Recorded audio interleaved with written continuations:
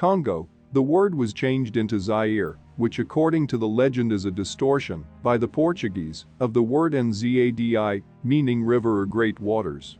The country had to bear that name because of its great river.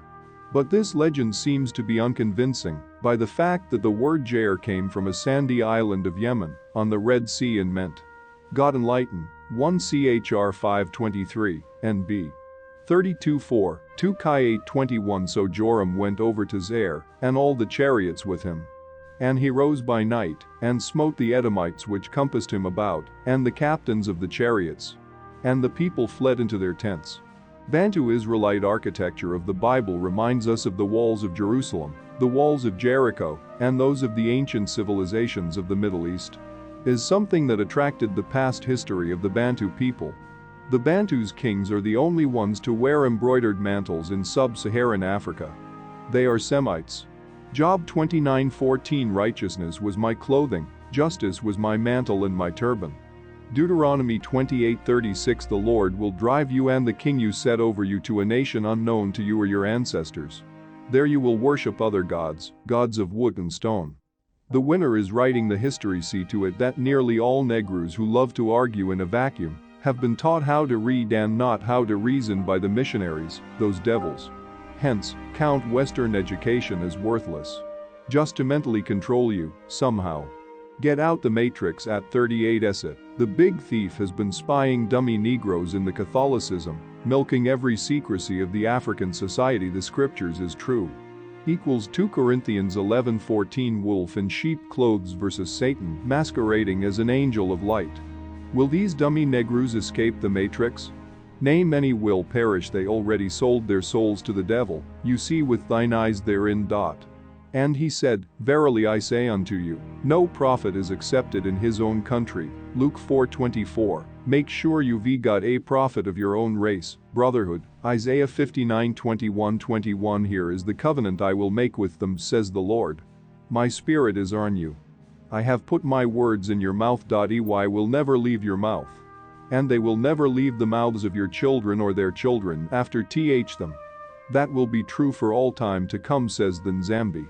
Judah hath dealt treacherously, and an abomination is committed in Israel and in Jerusalem. For Judah hath profaned the holiness of the Lord which he loved, and hath married the daughter of a strange god.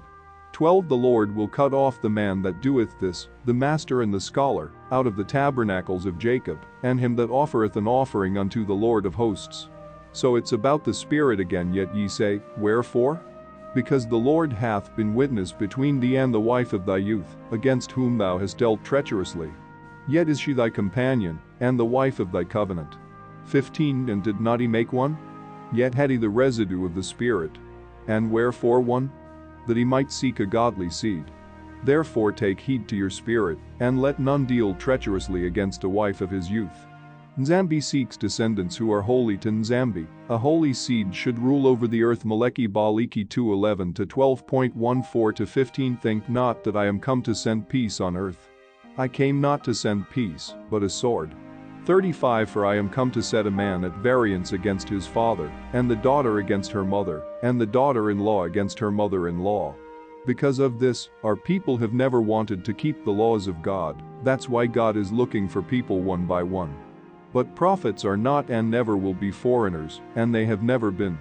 God has seen that the elders are the greatest hypocrites. They burden castles on people they do not hold themselves. Now he seeks out the children who do not practice witchcraft and are newly born in the Spirit. It's the Spirit of the highest to choose his prophet. There was also the laying on of hands in connection with the introduction to an office. So Moses laid his hands on Joshua and gave him the command of the Lord to be his successor. The apostles also laid hands on those who had been chosen to care for the poor, Acts 6:6. It is also likely that the hands were laid when appointing elders. Timothy was asked not to lay hands on anyone quickly, 1 Tim 5:22. As a token of recommendation and fellowship, Paul and Barnabas were laid hands when they were sent out on their missionary journey, Acts 13:3. Timothy was bestowed a gift by laying on the hands of Paul, with the eldership in this action connecting with Paul, 1 Tim 4:14, 2 Tim 1:6. The Holy Spirit was also given by the laying on of the hands of the apostles, Acts 8:17, 19. 6. The patients were often healed in this way, Mark 6.5, Luke 5.40, 13.13, Acts 28.8. The apostolic act was imitated in Christendom and often abused. The Lent status and the mediated spiritual blessing were associated with great presumptions. If, however, the laying on of hands was regarded as an act of recognition and as a sign of communion in ministry, it would be scriptural action. False prophets. Your schoolteacher, your writer, musician, physics, astrology, astronomy, math teachers are false prophets. Your pastor, your news speaker, movie star, scientist, home artist, all false prophets. Just pull up a picture of a creature like the one the right-hand side on the following picture. See picture first, then go on and pick up a negro, at your will, ask him or her. Who is that which is on the picture? And wait just a second, listen what they tell you he is. Yeah, isn't this Jesus Christ? They nearly affirm to the European wizards, I say bravo, conditioning works and my people are dumb. They do not consider, sadly enough, these negros are those who claim to know the scriptures, Bible, by heart, viz. Theologians, pastors, priests, bishops, bishopric, apostle. But what do the scriptures say about the future coming of the depiction, imagery and/or painting of the true prophets? Now, you know why the true Messiah is always painted Caucasian, Idumean, i.e. white. Jehovah Witness is a perfect example. However, when you boldly and intellectually challenge them to learn if Christ was really of a Caucasian, Edomese, race, they seek a way to lessen the deceit, telling you that he might have looked like Arabs. Even Arabs themselves are afraid to purport such a claim. The only dumb people to absorb such a two-facedness are a people of the covenant rebirth of the ancient Phariseeism. The Jesuit brothers and the spread of European missionary gospel in Africa is also recorded in the scriptures Eccl. 1:9. Besides this, he promised to assign 150 more, if he might have a license to set him up a place for exercise, and for the training up of youth in the fashions of the heathen, and to write them of Jerusalem by the name of Antiochians. 2 Maccabees 4:9. Therefore, may I beg those Hutus, and a few Tutsis, lagging behind these European religions to come out of. Then I heard another voice from heaven say, come out of her, my people, so that you will not share in her sins, so that you will not receive any of her plagues. Revelation 18:4. Wherefore come out from among them, and be ye separate, saith the Mwami, and touch not the unclean thing, and I will receive you. 2 Corinthians 6:17. Ooh, how my sheeple love the white man's gospel. Till when will you love to be bewitched? He can hear their grumbling in their hearts, saying, how come we've never heard these things before? Is it not written in your laws? And our name shall be forgotten in time, and no man shall have our works in remembrance, and our life shall pass away as the trace of a cloud, and shall be dispersed as a mist, that is driven away with the beams of the sun, and overcome with the heat thereof. Wisdom 2:4. Also my people are destroyed for lack of knowledge. Because thou hast rejected knowledge, I will also reject thee, that thou shalt be no priest to me. Seeing thou hast forgotten the law of thy Nyambi, will also forget thy children. Hosea 4:6. Let them be scattered abroad among the heathen, let their names be put out of the earth. Therefore, as it was written, so it is fulfilled. Make the heart of this people calloused, make their ears dull and close their eyes. Otherwise, they might see with their eyes, hear with their ears, understand with their hearts, and turn and be healed. Then I said, for how long, O Lord?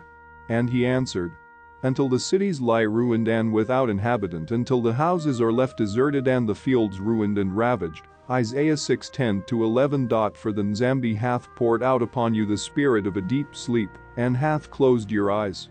The prophets and your rulers, the seers hath he covered. Isaiah 29:10. He came when him came to bring salvation and hope to his people. Behold, I will send my messenger, and he shall prepare the way before me. And the Lord, whom ye seek, shall suddenly come to his temple, even the messenger of the covenant, whom ye delight in. Behold, he shall come, saith the Lord of hosts. Malachi 3:1. But, also, he shall come back again. Behold, I will send you Elijah the prophet before the coming of the great and dreadful day of the Lord. Malachi 4:5. They heard, and saw him and did not reckon him. See to it that it doesn't come out of my own mouth. Your ancestors abhorred swine pork. Even during the time immemorial. Eleazar, one of the principal scribes, an aged man, and of a well-favored countenance, was constrained to open his mouth, and to eat swine's flesh. 19 But he, choosing rather die gloriously than to live stained with such an abomination, spit it forth, and came of his own accord to the torment. 2 Maccabees 6:18-19. But, you gave in for fear of betraying the white man's religion, did you not? Stone me. Then Antiochus, Greek king, departed into his country Macedonia. And he wrote to Felix, and to the other governors in Syria, Maghreb, that they should slay all the Jews, Negroes, except those who should embrace his religion. And his servants obeyed his command, putting a multitude of men to death. 5 Maccabees 5:54-55 African temples were only open to one of the highest priest. But what happens if a white man emperor wants to do the same? Ashanti Ghana entering or seating on the holy throne, he Grecian Emperor Antiochus was so struck with the magnificence of the place, and so wondered at the orderly arrangements of the temple, that he considered entering the sanctuary itself. 3 Maccabees 1:10. And when they told him that this was not permissible, none of the nation, no, nor even the priests in general, but only the supreme high priest of all, and he only once in a year, being allowed to go in, he would by no means give way. 3 Maccabees 1:11. Then they read the law to him, but he persisted in obtruding himself, exclaiming that he ought to be allowed, and saying be it that they were deprived of this honor, I ought not to be. 3 Maccabees 1:12. And he put the question, why, when he entered all the temples, none of the priests who were present forbid him? 3 Maccabees 1:13. He was thoroughly answered by someone, that he did wrong to boast of this. 3 Maccabees 1:14. Well, since I have done this, said he, be the cause what it may, shall I not enter with or without your consent? 3 Maccabees 1:15. I would urge you to read the 4th book, which contains the history of the martyrdom of Eleazar and the 7 brethren, under Antiochus Epiphanes, together with mention of Heliodorus's attempt to plunder the temple at Jerusalem, Africa. Exactly the same pattern experienced during the colonial era throughout the Negro land Africa. So, what did the white man roll in the Bible? Daniel 7:7. Your houses will I give to a people that shall come, which not having heard of me yet shall believe me, to whom I have shewed no signs, yet they shall do that I have commanded them. 2 Esdras 1:35. I will bring the most wicked of the nations to take possession of their houses, I will put an end to the pride of the mighty, and their sanctuaries will be desecrated.